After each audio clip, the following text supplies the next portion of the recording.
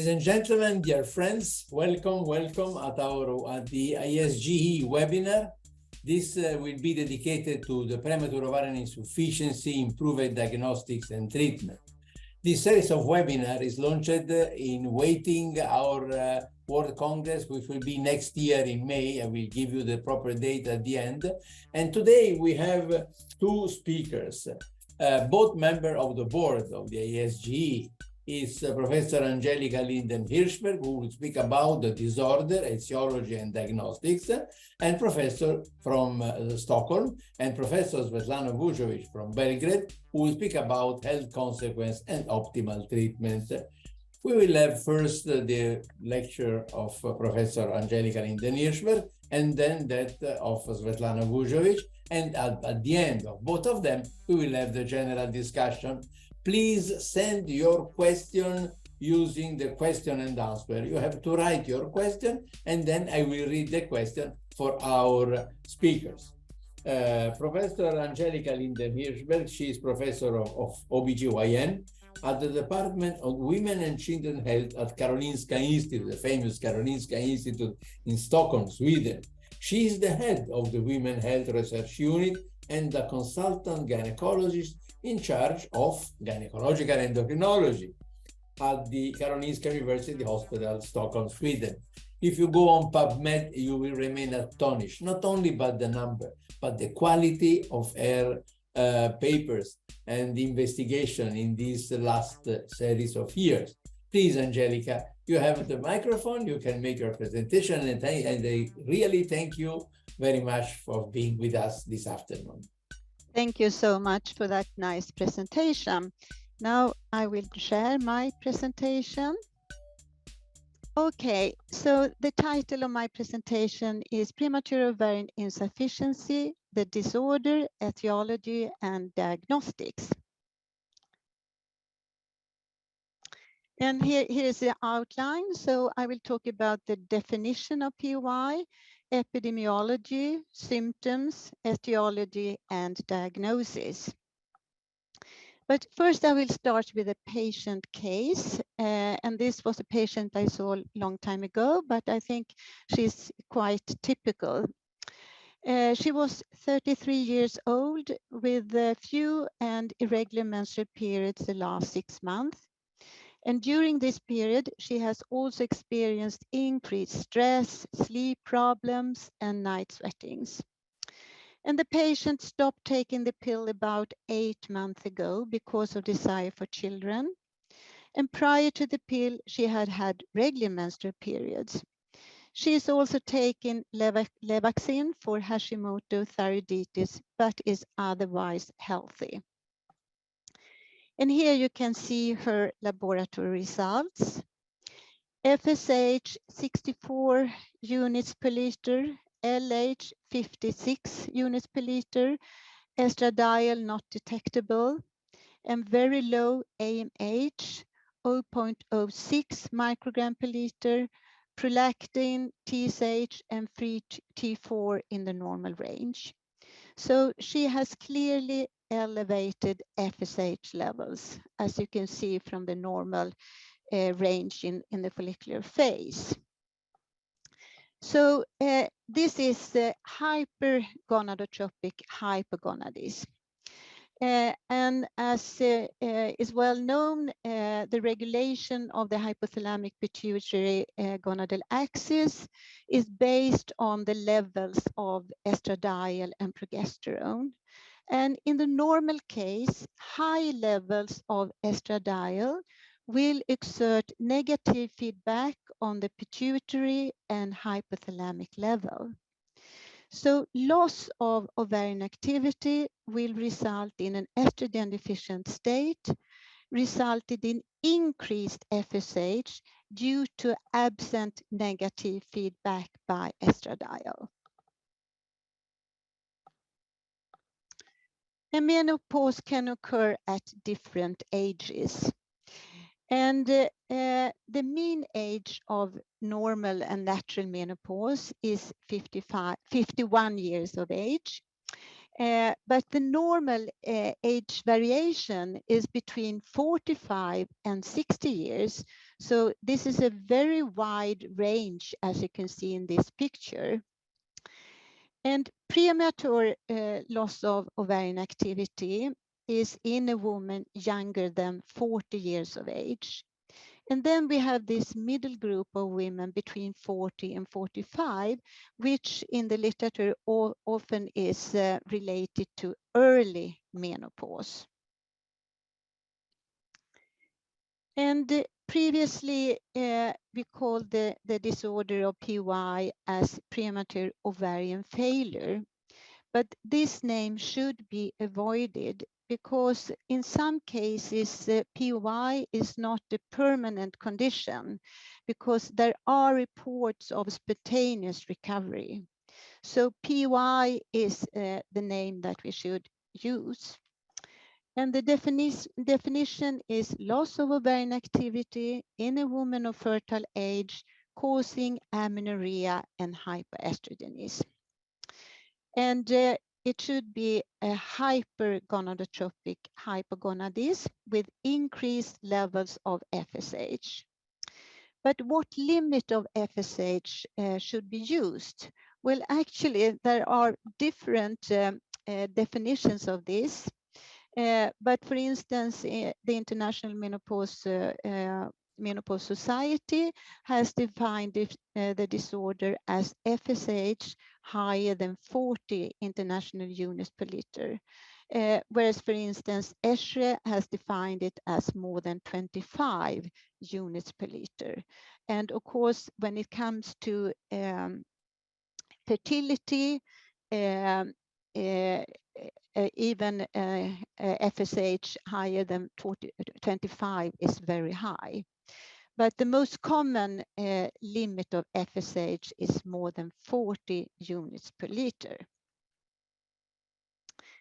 What about the epidemiology of POI? Well, previous reports have been reported prevalence of 1%, and with the incidence of 1% at 40 years of age and 0.1% at 30 years of age. But later studies have shown actually a higher prevalence. And in a Swedish study, the total prevalence of POI was 1.9%. And recently, a meta-analysis showed that the global prevalence of POI was 3.7%. And higher prevalence in countries with median and low income. What are the symptoms? Well, the symptoms depends on what age this disorder is developed. And for instance, in very young girls, it could be associated with primary amenorrhea and absence of normal puberty development. But the most usual case is in a woman developing secondary amenorrhea and infertility. And usually the woman has vasomotor symptoms like hot flashes, sweatings, and sleep disturbances. And usually these vasomotor symptoms are more severe than during normal menopause. But there could also be other symptoms like weight gain and stress symptoms, cognitive decline, sexual dysfunction, and symptoms of vulvovaginal atrophy. And sometimes these symptoms could be quite diffuse, and the woman does not realize that this really could be due to ovarian insufficiency. So what is the etiology of POI? Well, actually, in most cases, the cause is unknown. And it is reported that it could be idiopathic in 70 to 90%. But we have gained increased knowledge about underlying causes. And Of course, known causes could be iatrogenic as a consequence of cancer treatment, such as chemotherapy and radiation therapy. And then there may be sex chromosome disorders, where Turner syndrome is the most common one, or other genetic causes. We also know that PUI could be associated with autoimmune disease in up to 30%. So there may be several and different underlying causes to PUI. So if we talk about genetic causes, the most common one is Turner syndrome. And Turner syndrome could be either lack of monosomy with lack of one chromosome in all cells, or mosaicism with a combination of loss of one X chromosome and 46XX, or with 46XY with a Y chromosome. The incidence is about 1 of 2,500 newborn girls. And these girls could be diagnosed at birth because of typical symptoms such as swollen hands and feet or heart defects. But the most common is that it is diagnosed during adolescence because of delayed growth and short stature and failure to attain puberty and primary amenorrhea. But it could also be diagnosed later due to secondary amenorrhea and infertility. And in this case, it's about, it is cases with mosaicism. But there are several genetic causes of PUI, which is not linked to the sex chromosomes. And this list of different genetic causes increases every year. So we have really gained an increased knowledge about different genetic causes of PUI. And I will just mention some of them. And one is FMR1 premutation. And expanded CGG repeats of the FMR1 gene on the X chromosome cause Fragile X mental retardation, which is most common in boys and in men. But in women, they can carry premutation and have an increased risk of PUI. And the clinical presentation in these women is secondary amenorrhea and hypergonadotropic hypogonadism and normal karyotype. And genetic counseling is recommended since there is a high risk of having children with Fragile X. Then we have gonadal dysgenesis. And in this case, the girl has an absent puberty development. She has primary amenorrhea, and she has never developed normal gonads. So there is an hypergonadotropic hypogonadism, and it could be normal female karyotype, 46XX. And this patient, she has a uterus, but usually it's very small because it's understimulated. And she has what we call streak gonads. And here you can see a streak gonad, and here is a small uterus. And in this case, genetic screening of specific mutations is recommended. For instance, mutation of the FSH receptor, but there are also other specific mutations that could be screened for. But a woman can also have a 46XY gonadal dysgenesis.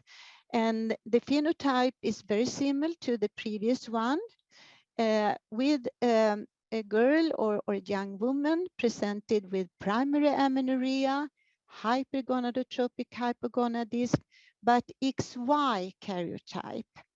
And in this case, the patient also has a uterus, which is small because it's understimulated and streak gonads.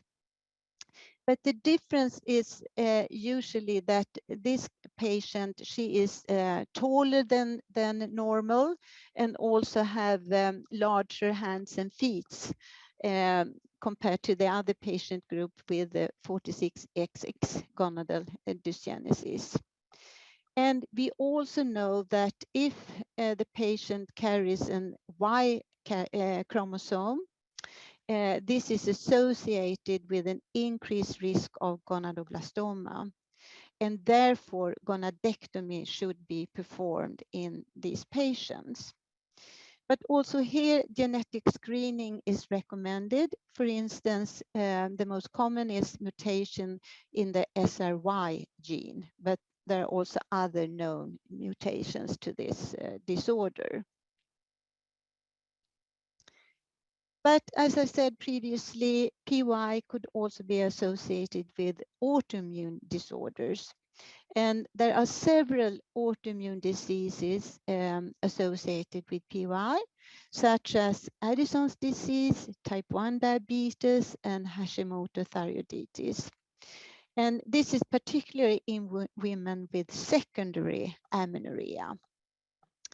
And there are different antibodies linked to PY, and particularly antibodies against certain enzymes such as side chain cleavage, SCC, and 17-hydroxylase.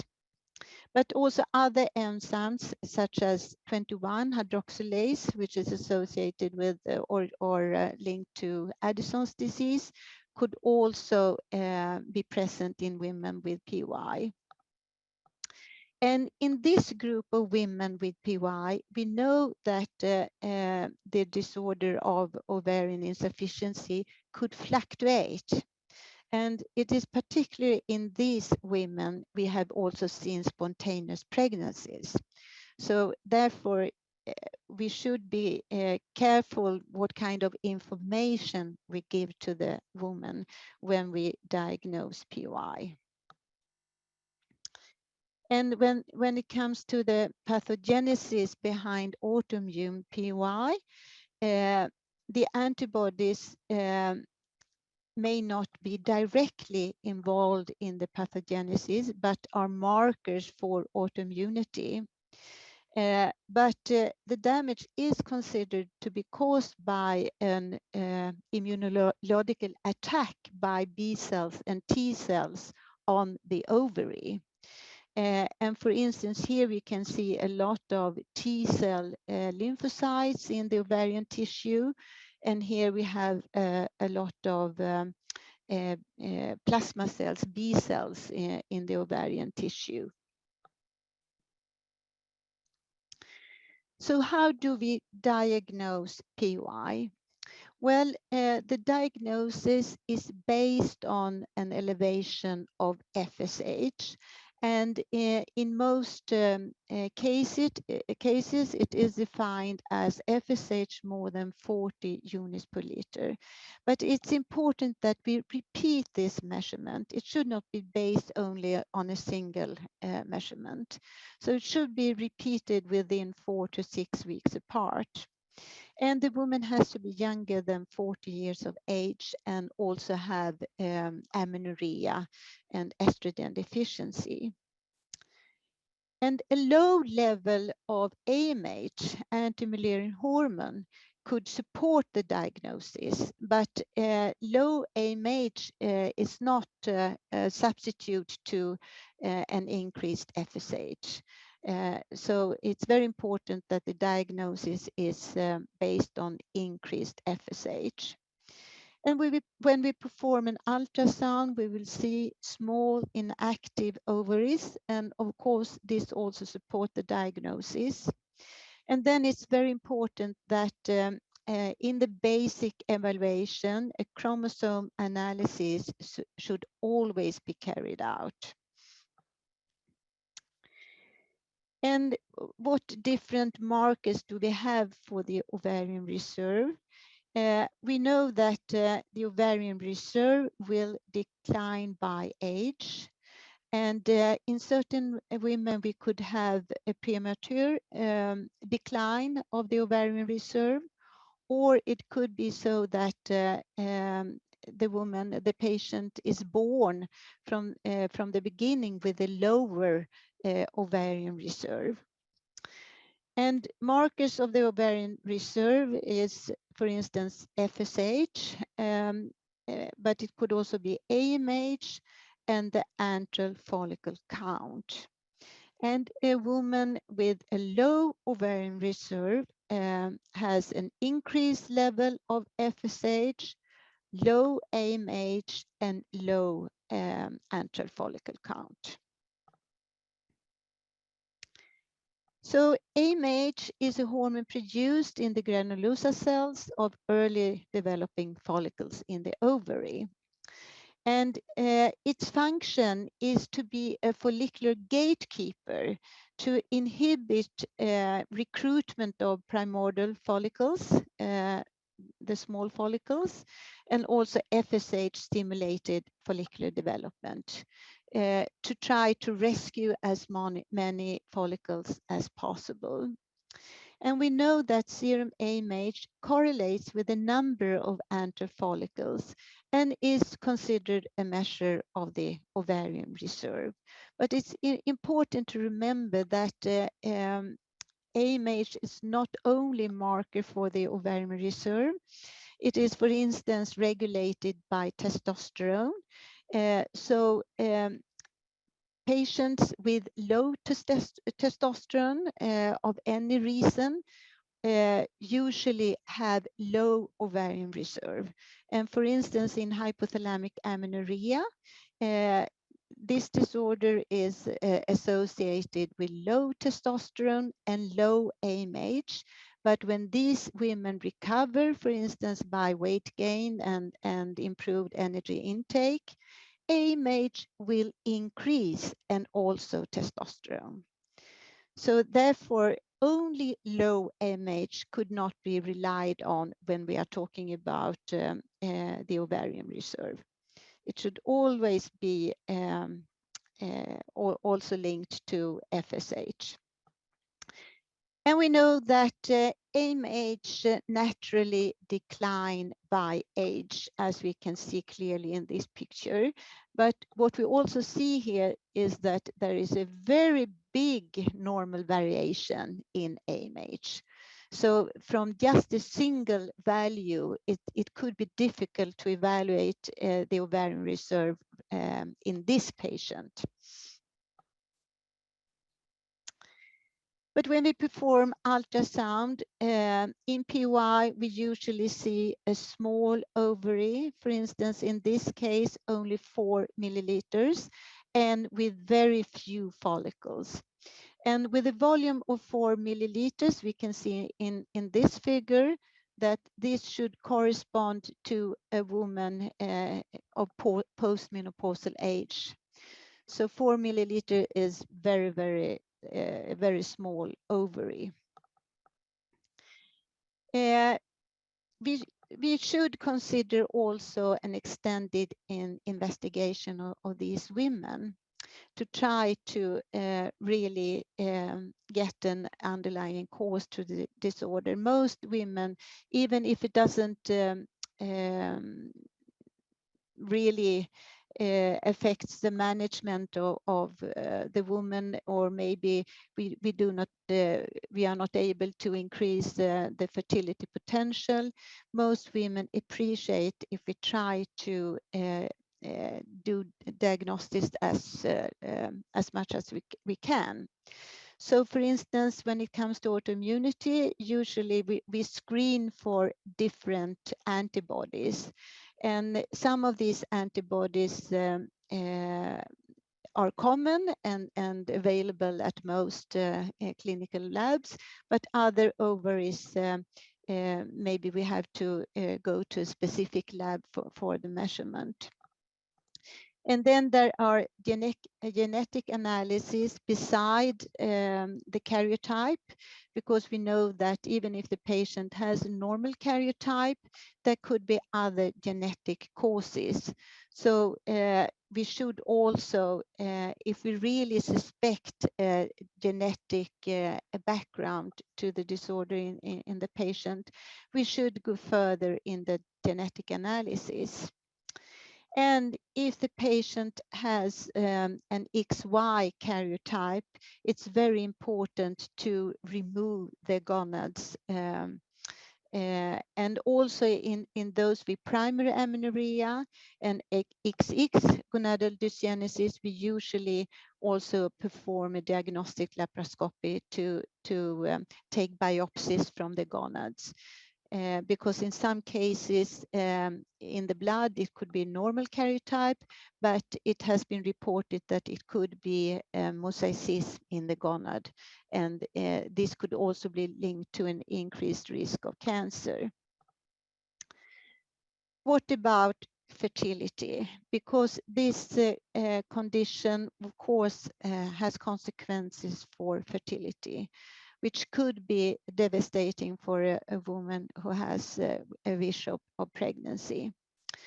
So generally, there is a poor prognosis for fertility in these women. But as I have already mentioned, there are spontaneous pregnancies reported. And particularly in those with secondary amenorrhea and where we consider that they may have an autoimmune underlying cause to PY. So in 5 to 10%, there could be a spontaneous pregnancy in these women. Otherwise, we know that ovarian stimulation is seldom meaningful when FSH is clearly evaluated.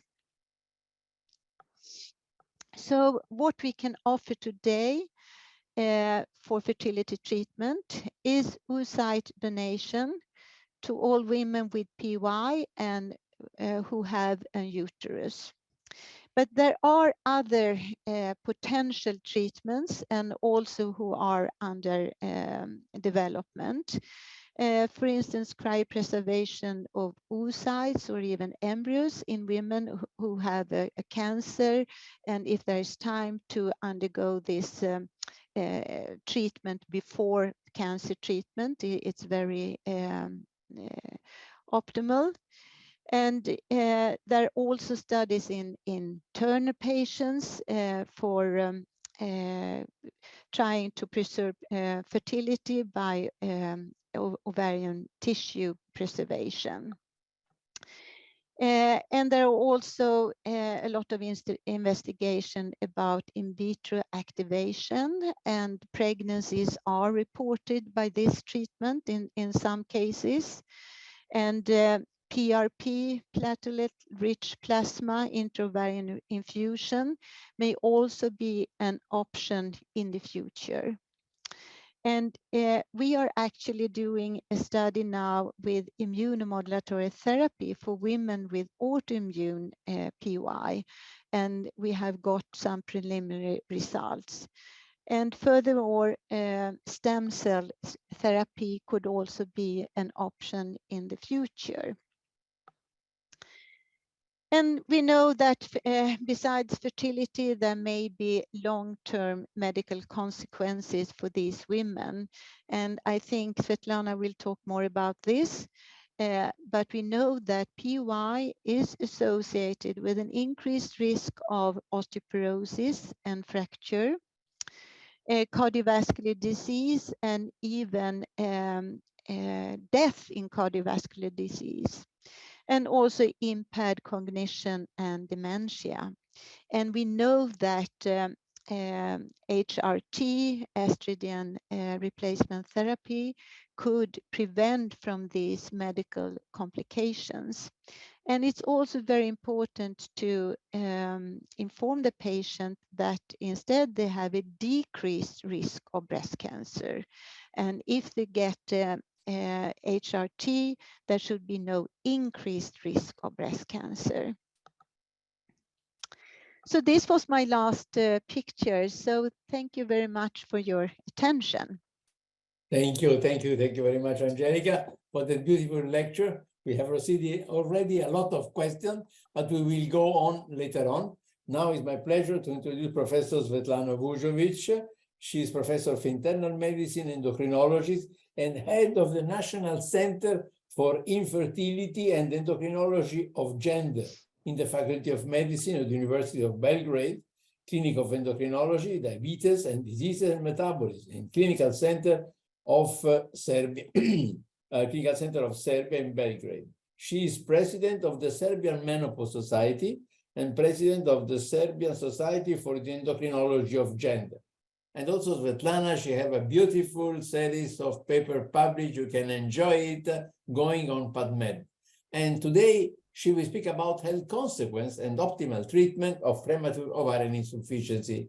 Svetlana, you have the microphone. And at the end, we will have the discussion of and I will present to you all the questions rising from the public. Please, Svetlana. Dear friends and colleagues, good afternoon. And first of all, I would like to thank Professor Genatani for his marvelous heart and ideas, keeping us all together and sharing knowledge. Thank you so much. Angelica, thank you for a beautiful lecture, and I'm really very satisfied. So let's going on.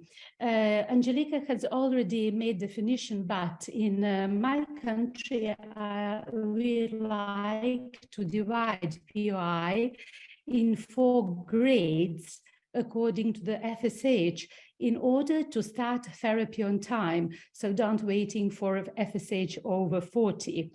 And of course, many factors are influencing ovarian aging, like genetic factors, endocrine treatment, medications, behavior, immune factors, and as well molecular mechanisms like oxidative stress, DNA damage, mitochondrial changes, and telomerase shortenings, as well as epigenetic factors.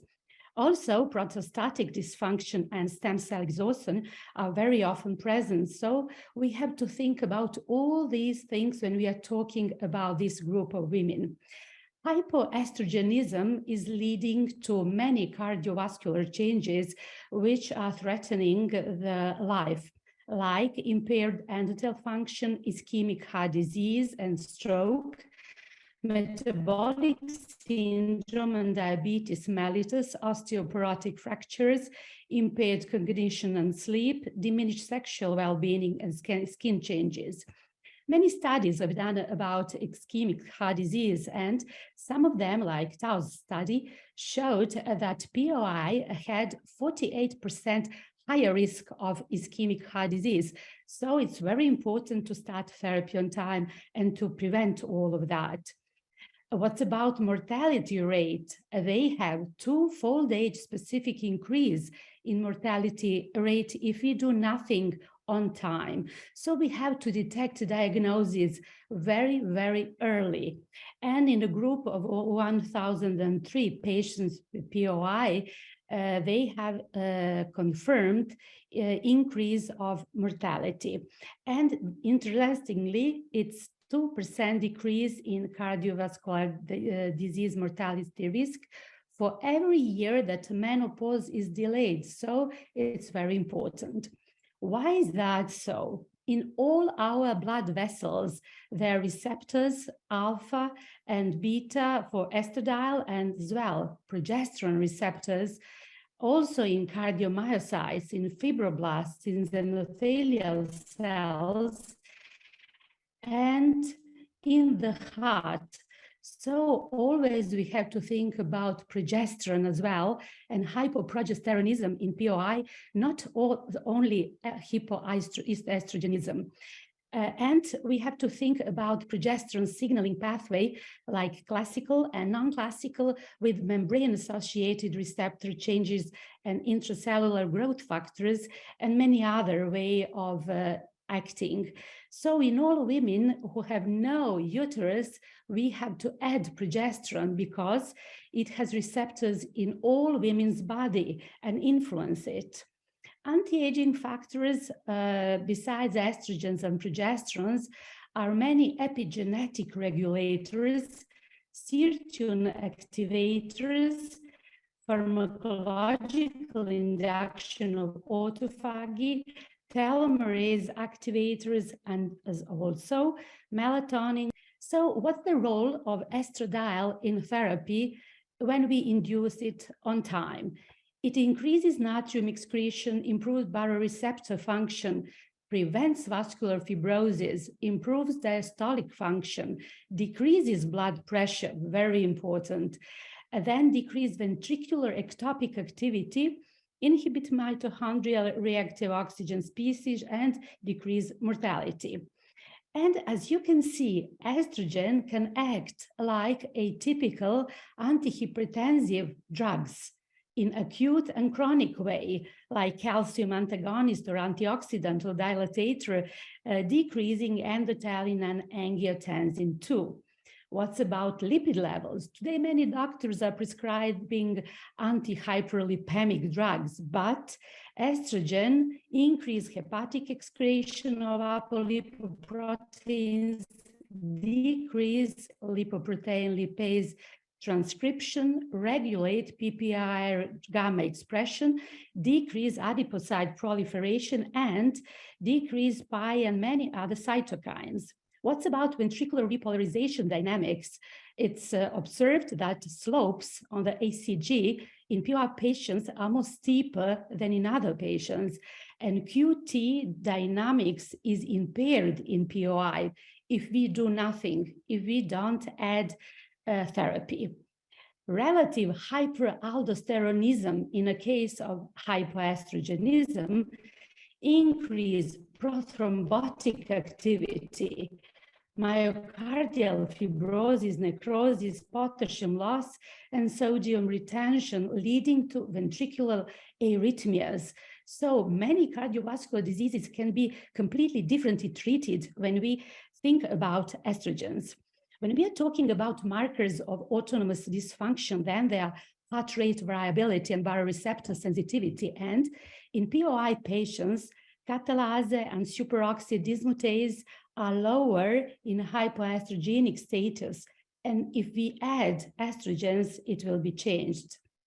What's about insulin? In a hypoestrogen status, there is increase of insulin, and at least we have hyperinsulinism or insulin resistance with changes in prothrombotic activities and with uterine vascular resistance. Estrogen regulates many of the key enzymes involved in mitochondrial bioenergetics, including glucose transporters. So there are changes in treating diabetes as well if that patients have hypoestrogenism. So estrogen therapy in women regulates eating behavior, and that's important because the women gain some 3 to 5 kilos entering the hypoestrogenic status, then increase lipolytic adrenaline effects, decrease oxygen peptides, protects from hepatic steatosis, and improves insulin sensitivity. So we have to think about it. Otherwise, insulin resistance will be present, leading to hypertension, glucose intolerance, thrombophilia, endothelial dysfunction, oxidative stress, and microalbuminuria.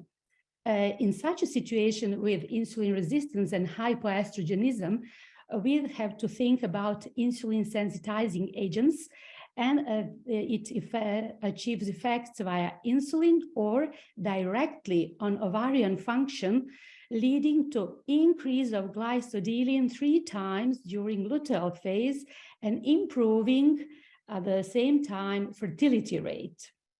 It's very well known drug metformin, which decrease cancer incidence, inflammation, cardiovascular diseases, and many other neurodegenerative diseases in a case that it decreases insulin. So we have to think about it.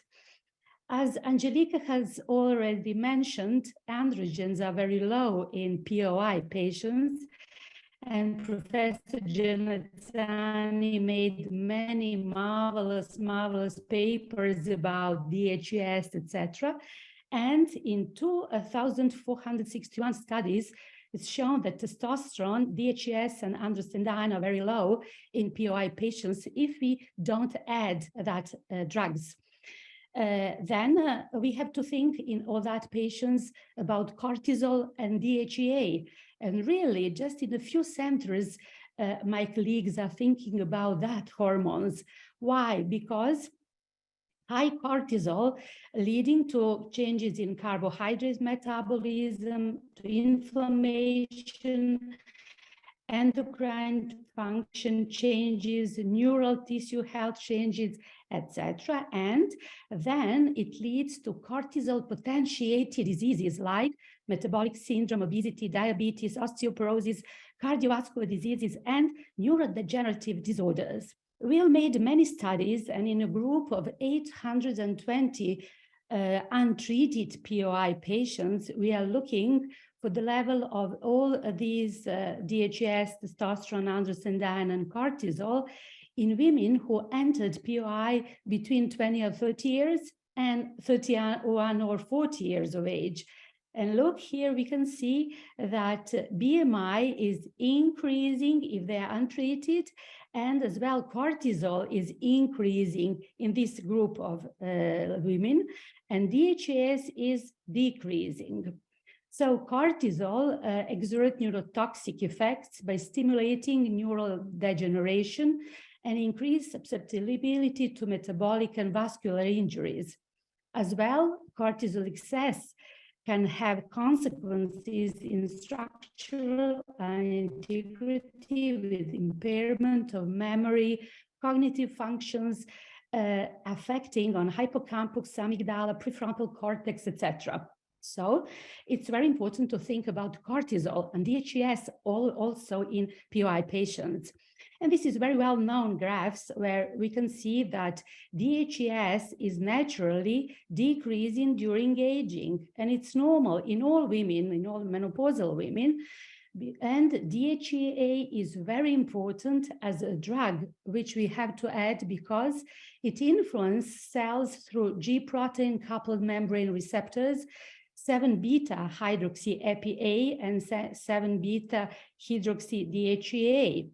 And our latest studies, unpublished yet, but I think very soon it will be published, we followed up cortisol in patients with premature ovarian insufficiency who are not treated, that it's control group, and it's this first, this first bar. And then if they are on estroprogesterone therapy from 10 to 14 years, then cortisol is lower. So it's very important to start therapy on time. And cortisol is being decreased during time, after 15 to 20 years during amenorrheic period, but on therapy. What about DHEAS with premature ovarian insufficiency? And in controls, it's the lowest level. If we add estroprogestogens, then DHEAS is higher in a group who are treated for 10 to 14 years, and it's still be above these values even until 20 years of treatment. Ratio of cortisol to DHEAS in controls is higher, and if all that patients are on therapy on time during 10 years or 15 years, it is decreased, leading to prevention of many diseases. So DHEA can enhance T helper 1 immune response and balance between T helper 1 and 2 response. And DHEA treatment can increase selective T lymphocytes, resulting in decline in CD4 plus T lymphocytes and upregulation of CD8. So we have to add DHEA to POI patient also, not only estrogen, progesterone, or testosterone in small dosages. Why? Because DHEA increase androgens, and look at this one, it increased ovarian reserve. So we can do something with some follicles who are still present in ovaries, and never we can say that it is loss of ovarian function whenever people have ovaries. Glomerular filtration rate is decreased in POI, and it can be a marker of vascular disease and risk of progression of ventricular remodeling and cardiac dysfunction. What about Alzheimer's disease? Also, we are always thinking about it in old ladies in the menopause with 78 years of age. But what's about POI and Alzheimer's? It is characterized by distinct temporal-spatial brain and pathological changes, amyloid plaque accumulation, neurofibrillary tangle deposition, synaptic loss, and neuronal death with brain atrophy.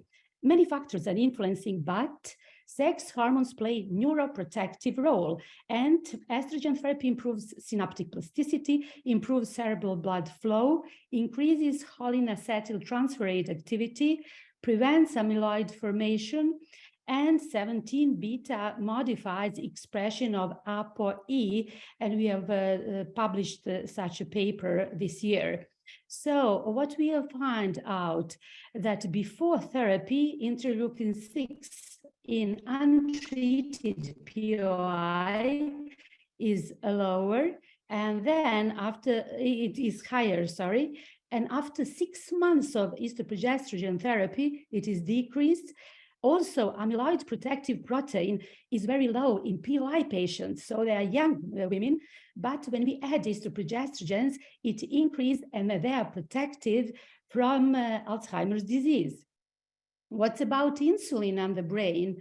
IGF-1 is a central driver leading to the overall reduced energy metabolism and altered insulin action in brain disorders, dysregulated brain cell signaling, dysfunction in reward toxicity, and loss of brain peripheral crosstalk, leading to impaired energy homeostasis, depression, anxiety, cognitive function if we do nothing. What's about brain? What's about bones? This is a normal bone, of course, and the bone of typical osteoporotic woman.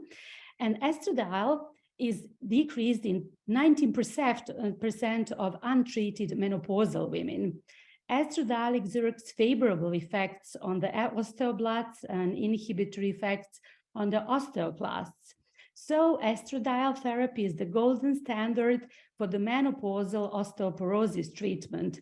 It inhibits osteoclast resorption, sensitivity of the osteoclasts on PTH, cytokine production, and stimulates intestinal calcium resorption, bone density, PTH, and calcitriol. What's about melatonin? If we go to sleep, then at 9 p.m., melatonin will start with its secretion. And in the morning at 7:30, it will nearly almost stop secretion. Why is that so important?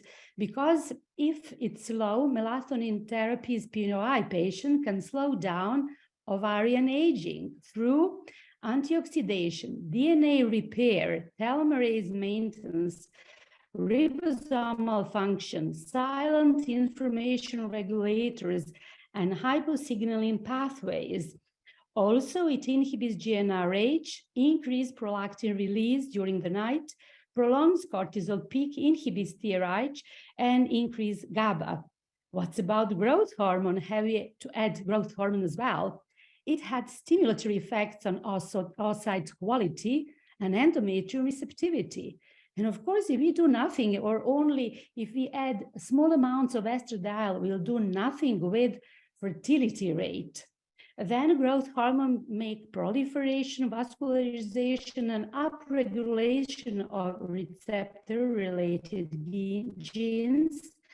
Then it influenced ovarian tissue repair and oocyte maturation via Notch signaling pathway. So growth hormone directly induce progesterone production and have direct effects on endometrial receptivity, which is very important not only for natural oocytes from that patient, but also for donor cycles. And what can we do in a patient who would like fertility? Please never say to any patient, there are no chances. You have chance just 1%, because it can be very false and very unfair answer.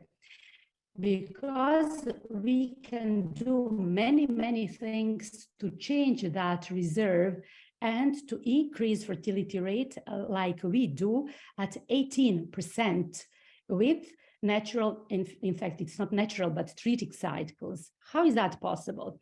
We add estradiol, which sensitizes and differentiates granulosa cells, downregulates FSH and LH receptor, increase response of FSH and number of LH receptors, lowers LH and prevents premature luteinizing, and some studies of Taylor showing that during 12 months, he observed 46% patients who ovulates and had previously POI.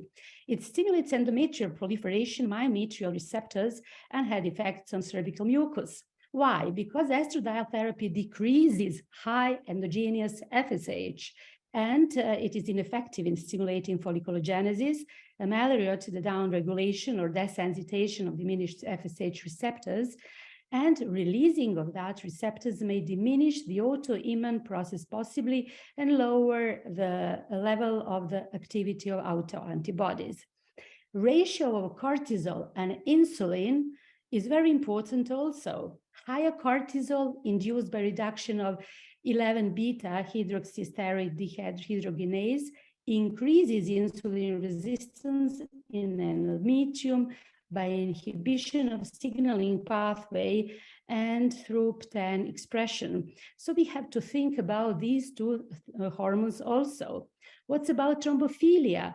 We detected this as well, like factor 5 Lindén, F2, MTHFR, PAI, because if they are present, then thrombosis of the spiral arteries and intervenous spaces of maternal side of the placenta can impair adequate perfusion. A major inhibitor of fibrinolysis promotes recurrent pregnancy losses PAI, and it's produced by endometrium. So it is found that 67% of women with miscarriages had high PAI levels. So we have to prepare women previously. So what is our suggestion? We have to improve endometrial receptivity at least 6 months prior to any kind of embryo transfer with any kind of cells, of ovarian cells, with estradiol, progesterone, sometimes prednisolone, aspirin, heparin during ovulation induction, calcium, vitamin D, metformin, L-arginine, carnitine, melatonin, anxiolytics. Why not in a low dosages? Because all of that patients are very anxious and they are not always very stable because they are so threatened by doctors talking about low anti-Müllerian hormone that it's disaster. Then we had sildenafil, intralipid, folic acid, DHEA. So we have to increase estradiol dosages to reach stage 2 of the cycles, FSH 10 to 15. So no any embryo transfer will succeed if FSH is high. So we have to decrease it with increased dosages of estradiol. Then we have to improve insulin sensitivity. BMI must be normal, in a normal range. Then we have to treat thrombophilia. TSH is very important, being in this range. We have to treat endometriosis and regulate DHEAS and melatonin at least 6 months prior to IVF. And when we have to do all that with donation of oocytes, when we have FSH 10 to 15 during 6 months, and no dominant follicles with quality oocyte were found. And sometimes we give to them natural progesterone and natural estradiols. As Angelica has mentioned, there are new innovative techniques in some centers, like bone marrow stem cells, transplantation, platelet-rich plasma, intraovarian injection, mitochondrial activation, stem cell and exosomes, biomaterial strategies, and all of them are influencing this site, but they influence it by alginates as well, collagen, exosomes, etc. With all that hormones I've mentioned previously, because they have effects on antioxidative way, antifibrinolysis, folliculogenesis, immunomodulators, and like anti-apoptotic way. So in conclusion, what's about therapy principles? Sex steroids, hormone replacement lower the long-term risk factors like cardiovascular diseases. It prevents osteoporosis and have effects on cognition. HRT or oral contraceptive pills containing ethinyl estradiol would both be very suitable options for hormone replacement, but HRT may be beneficial in improving bone loss, cardiovascular markers, and especially in patients who are prone to thrombosis. Bisphosphonates shouldn't be first-line therapy in POI patients, and transdermal route in POI with increased risk for venous thromboembolism. Hormone replacement therapy has to be individually tailored. Hormone therapy is not age-limited and can be lifelong. I have a few patients who are over 90 years of age, and we have to think about that, ladies, who are taking such a therapy 50 years or 60 years and have no diseases, even when they are 100 years of age, perfectly. So after 60 years of age, transdermal route is preferable. Healthy lifestyle, balanced diet, physical activity, sleeping habits, all of that we know, but it should be a public health priority that healthcare professionals are given education and resources to identify these women at risk at an early stage. We have to talk with these patients with empathy, sensibility, and this is one nice fresco, White Angel from our monastery in Serbia from 13th century. And we have to feel their patients' lives and feel how they can think about their medical status. And this is my Belgrade dream team, because they are very based in the Europe with 2,400 POI patients completely investigated. And I would like for the end to announce our great meeting in the Florence next year, where we'll be, I hope, all together and where we'll share our knowledge and making living on this planet much better than today. Thank you all listening me. Thank you very much for that beautiful lecture. And then Svetlana and Angelica, we are ready. We still have more than 380 participants with us. They are anxious to have your answer. We have received a series of questions. I will try to summarize some of them. Okay, we will start with Lila Volpatti. She's asking, Angelica, when do you diagnose POI? Should you repeat FSA's dosage more than one time? And when should you look for a genetic cause? It is appropriate to search genetic defect every time we diagnose POI? No, I think it's a good question. First of all, FSA should be repeated. It's very important that we confirm the diagnosis with at least 2 measurements of FSH who are increased. And in the basic evaluation, karyotype should be included. But as I mentioned, there may be other genetic causes than chromosomal aberrations that could be the underlying cause. And I think we should consider this particularly in a woman where we suspect a genetic cause. If you ask about what about her mother, did she have early menopause, and what about sisters and other family members? So if there is a clear suspicion of a genetic cause, I think it's very important that we go further with a genetic evaluation.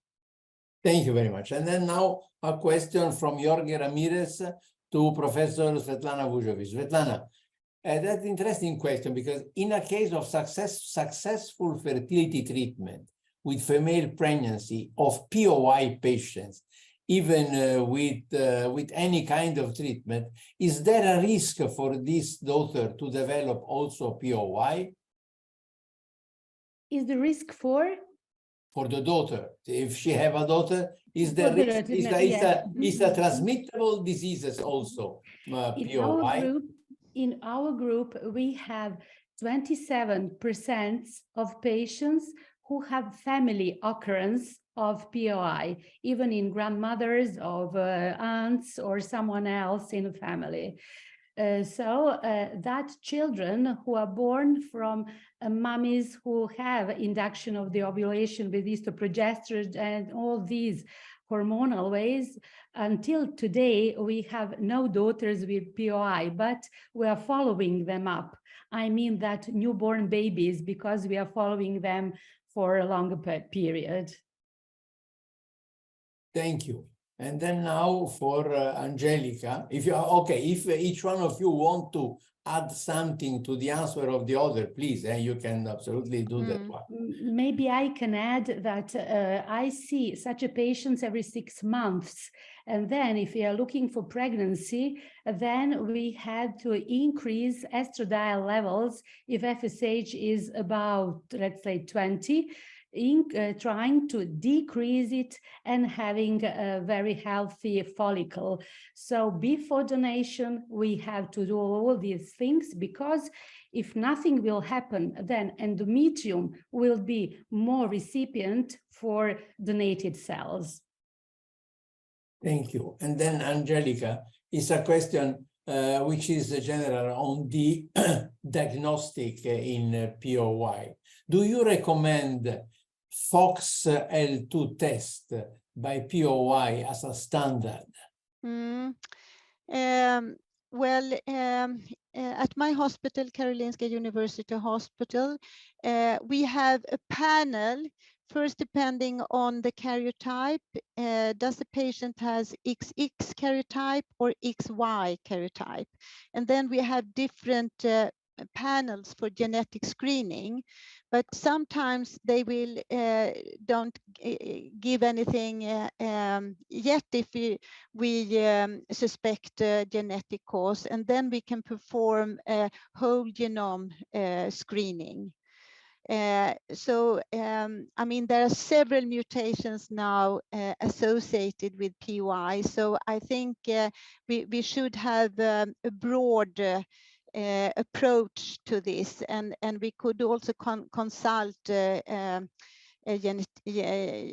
clinical genetician about this. Thank you very much. And then now, Svetlana, something for you. This is Michelle Samaha, who is asking. I think you can add probably something more in that question. Thank you. Okay, what is your treatment protocol prior to ovarian stimulation in a 35-year-old lady with low ovarian reserve or POI? For the very beginning, we'll start with estroprogesterone with estradiol valerate, and we add progesterone, natural progesterone, in the second half of the cycle, but it depends on the level of FSH. If FSH is above 40, then 2 milligrams of estradiol valerate will be very, very low and will do nothing. But if we increase dosages, then it will be higher and FSH will go down, and then we have increase of follicles. So it is possible to have follicle growth because endocrine milieu in such a situation is very important, not only with estradiol and progesterone, but all other hormones, as I have mentioned. So we started with only the first cycles with, let's say, cycle of Progenova or 3 seconds or something. And then we add estradiol, valerate as much as it is needed. Very often we are using gels, estrogen gels, as well, to add on some principal therapy from the very beginning. Thank you. And then we have, Angelica, a question from a very nice friend of all of us, which is Fred Naftali. Yeah. Fred, thank you, Angelica, for the excellent lecture. And it asks, interesting, testosterone regulates IMF. What is the effect of hyperandrogenism in polycystic ovary? Does this affect the age of menopause? Yes, it does. And we know that PCOS is associated with, well, increased testosterone activity, but also high levels of AMH. And they have later menopause. And it has been reported that the mean age of menopause is about 2 years later than women not having PCOS. Thank you, thank you. And it's a pleasure to have you, Fred, with us. And now, Svetlana, Maria Grazia Straquadagno, she's asking, first, she wants to thank for the interesting webinar. In case of a 33-year-old woman who is trying to conceive from about 6 months, and she has anti-Mullerian less than 0.4, do you suggest directly IVF or other kind of simple or more simple ovarian stimulation? No, never. Why? We have to detect FSH, estradiol, and according to that, see if FSH is high, then no classical induction of the ovulation with classical agents or that ampules which we can give to them, FSH or LH, will do nothing because it is still under a great induction from own FSH and LH higher levels. So it's nothing with atypical IVF protocols, but we have to do it in completely another way with increasing estradiol, progesterone, and all other hormones.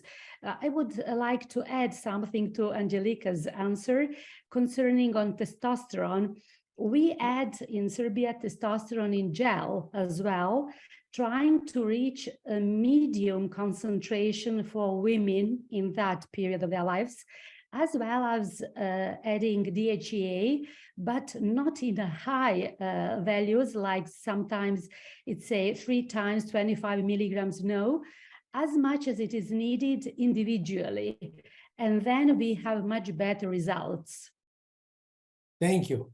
And Angelica, for you, why is often the diagnosis of POI delayed?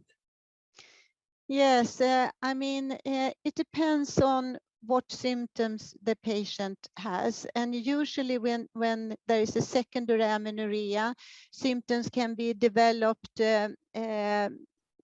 gradually. And from the beginning, they may be quite diffuse, and it depends on what kind of doctor she will be seeking. And this could be misunderstood. And I have had several patients who have, they have sought for help, and then they will be told that, but you are only 30 years of age, you cannot have premature menopause. And then they just leave it like that. And sometimes they may take some hormone samples, but cannot evaluate what does it mean with increased FSH. So I've heard from patients, unfortunately, that there could be a delay in the diagnosis. So I think it's very important to listen to the patients, because usually they don't feel well. They can feel very, very bad with a lot of stress symptoms and sleeping problems. So it's very important that we evaluate and take care of these women.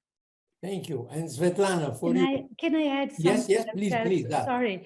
Yes. I think that our duty is to speak through media and many lectures about this problem, and then we have to organize taking that samples, not thinking it's too high, it's expensive to do FSH, LH, estradiol, etc. in all women, but we have to learn them that if they have one missing menstrual period, then let's wait for one more.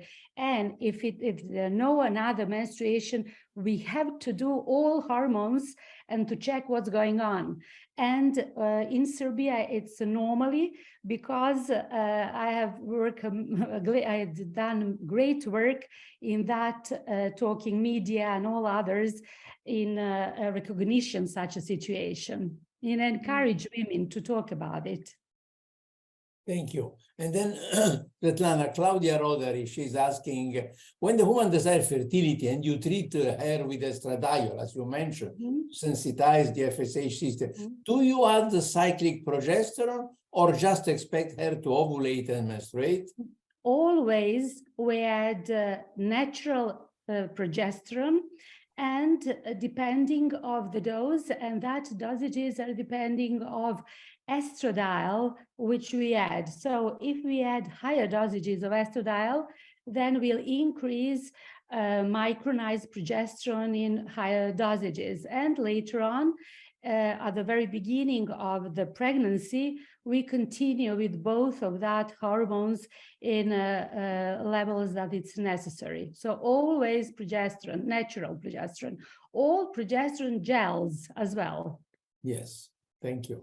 And for you, Angelica, why should we not rely on only anti-mullerian hormone for the evaluation of the ovarian reserve? Well, because there are patient groups who could have low levels of AMH, but still have follicles and could respond normally to IVF and other fertility treatment. Because as I mentioned in my presentation, that AMH is also regulated by testosterone. And for instance, the most common cases with hypothalamic amenorrhea, when there is an inhibition of the whole gonadal axis, they will have low levels of both estradiol and testosterone, and AMH will then be falsely low, so to say. And so this, in those cases, it will not reflect ovarian reserve, because when they gain weight, testosterone will increase and also AMH will increase, and they will respond normally to IVF or ovarian stimulation. And we have a question for you, Svetlana. The question is interesting, that one. If you can make a comment also, you, Angelica. What are the obstetrical risks in pregnant patients with background POI?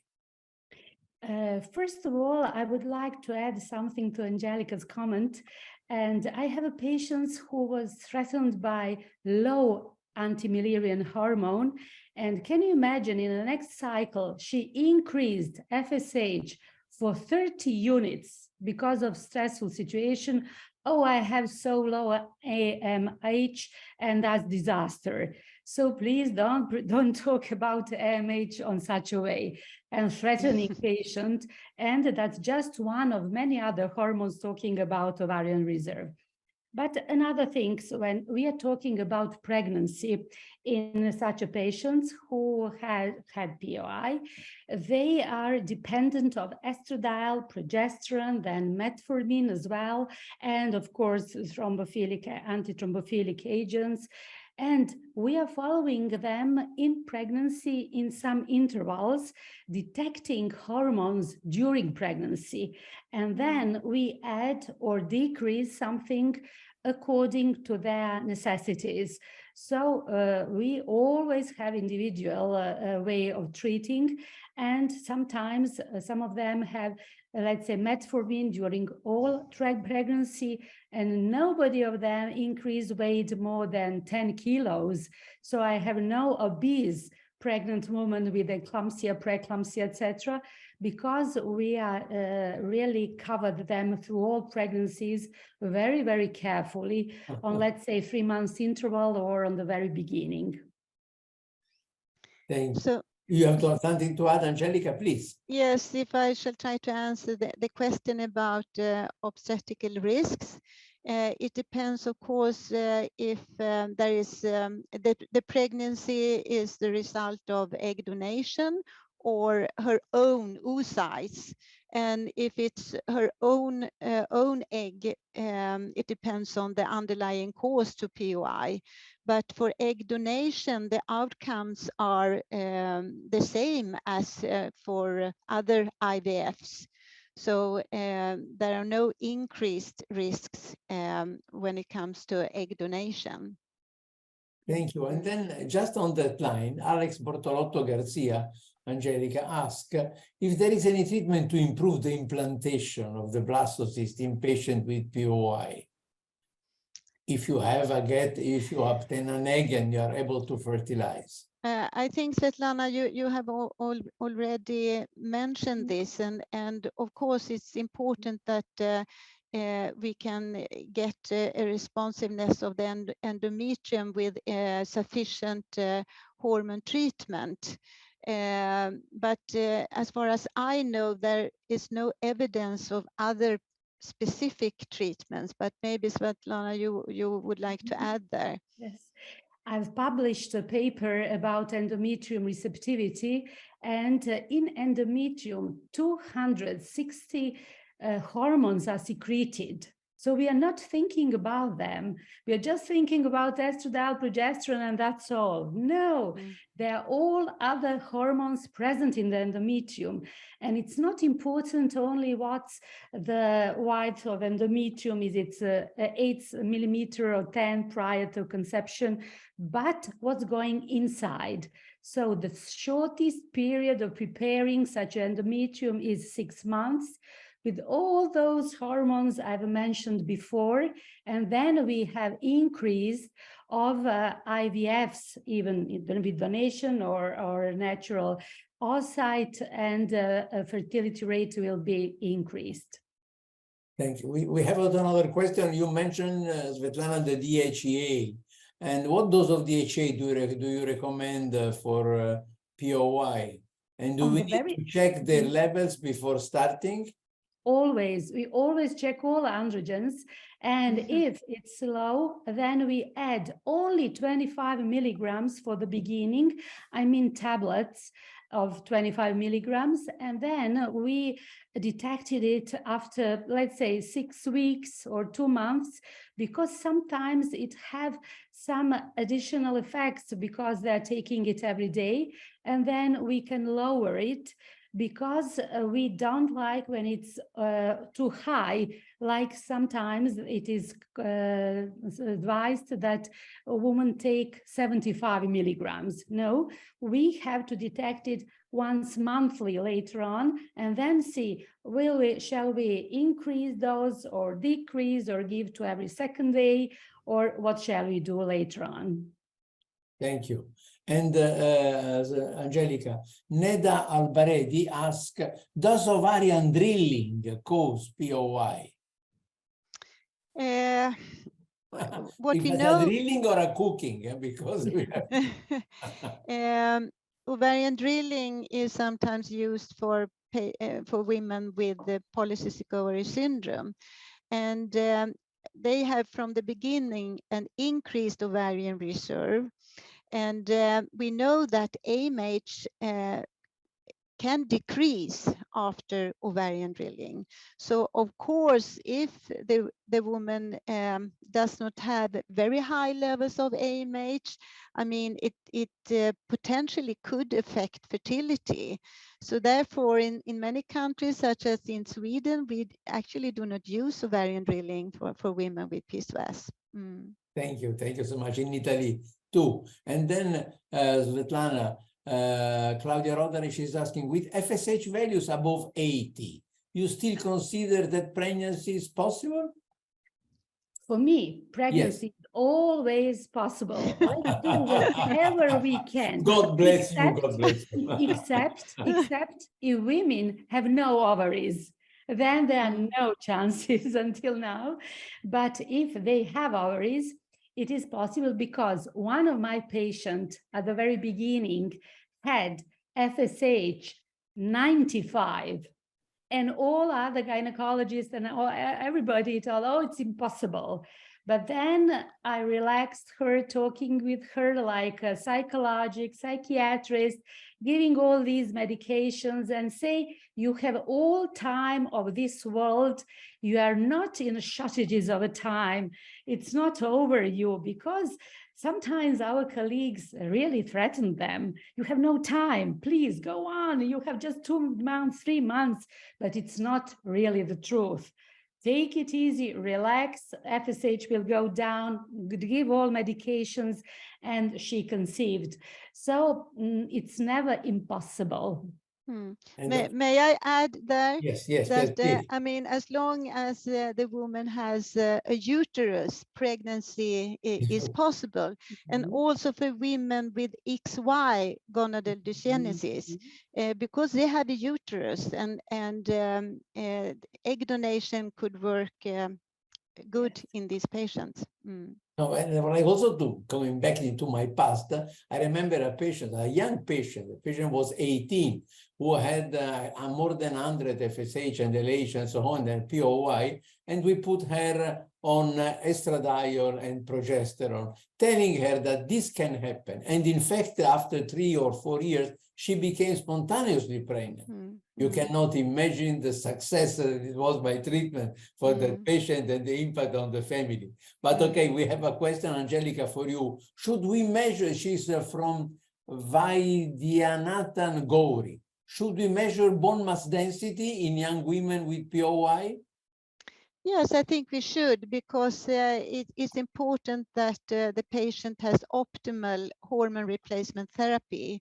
And I mean, we have talked about this, that in PY, we shouldn't use low dose estrogen therapy. It should be at least standard dose and higher dose.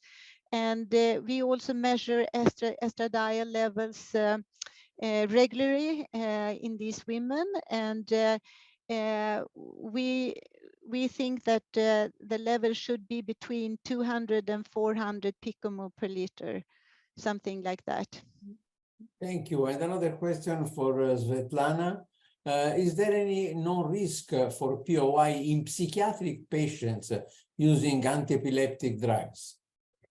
When we are talking about this issue, then very often occurring of epi is because of insulin changes. Better to say higher insulin, lower glucose, and that is triggering factors for such seizures, epileptic seizures. So we measured, we've done OGTT, oral glucose tolerance test, to all patients. And when they have higher insulin levels, of course, we give a drug, give metformin and estrogens, and sometimes not only epi seizures, but as well as migraines and many other things are changed. Also, when they have enough amount of estradiol, then many psychiatric diseases and anxiety and depression will be changed, and drugs of that in such a group will be lowered, even they have no necessity to take them. And maybe to add about bone density, the peak bone mass density is reaching when someone is 30 years of age. So if they are younger, then we are looking for making their bones, because they are still not yet on the maximum values. And then we follow them later on if they are osteopenic every 3 years or osteoporotic. Maybe just to add something.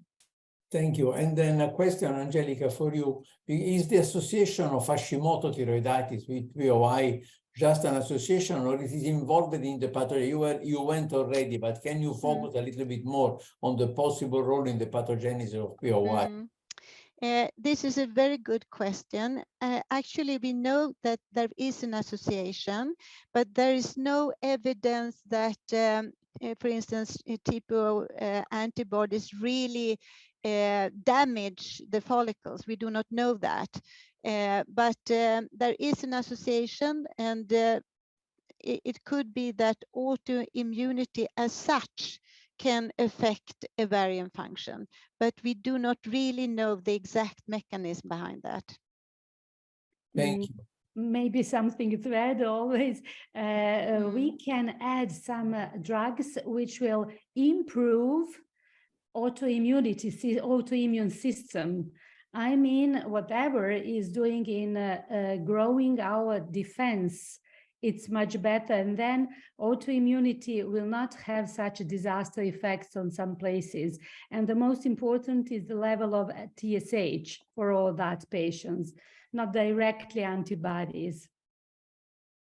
Then a general question, we are approaching to the end, a general question that is rising around our clinical activities in this year, and is from Nicholas Sakalatkos for Angelica. When we have low anti-malaria normal, but normal FSH at 30-35 years, is this an indication for oocyte preservation, as some gynecologists suggest?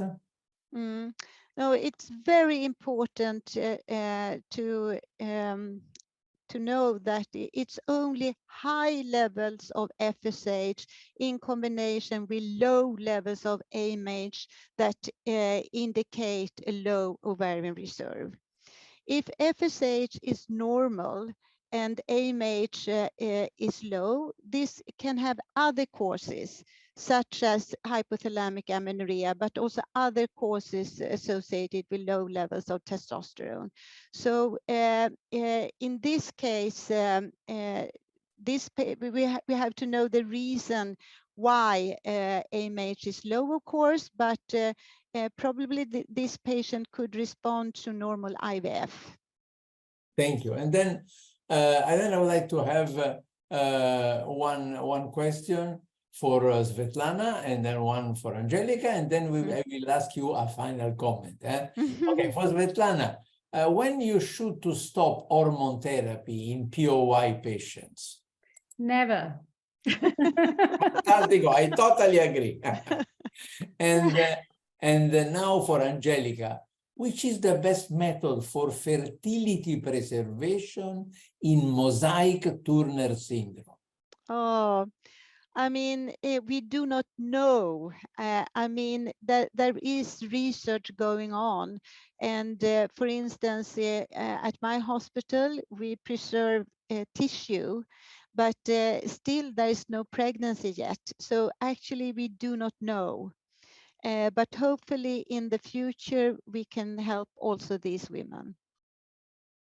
Thank you very much. And then now, dear friend, we have still other questions, but the time is going on. It was a fantastic webinar. And I would like to have a final comment on not only on the topic that you are covering with your lecture, but for doctors who face a patient coming and they discover that she have a premature ovarian failure or insufficiency.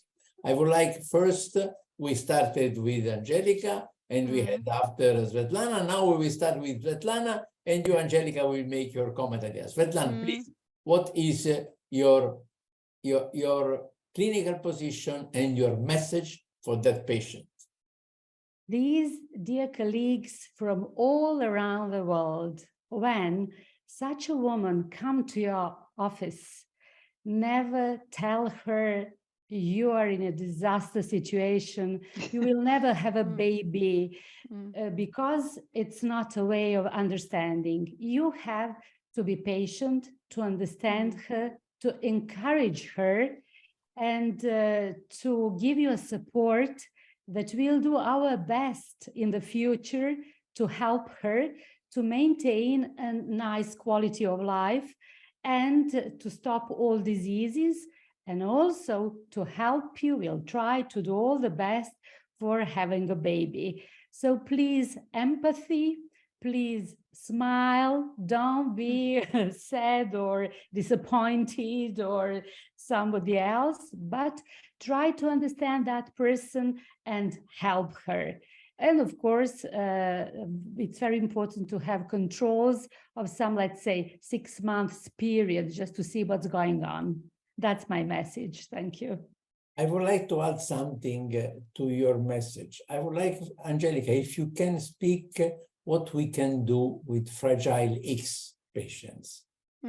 Because Fragile X patients, they bring also a peculiarity that they can also gender. But yes, if they still have normal ovarian function, they could become pregnant with their own eggs. But then it's important to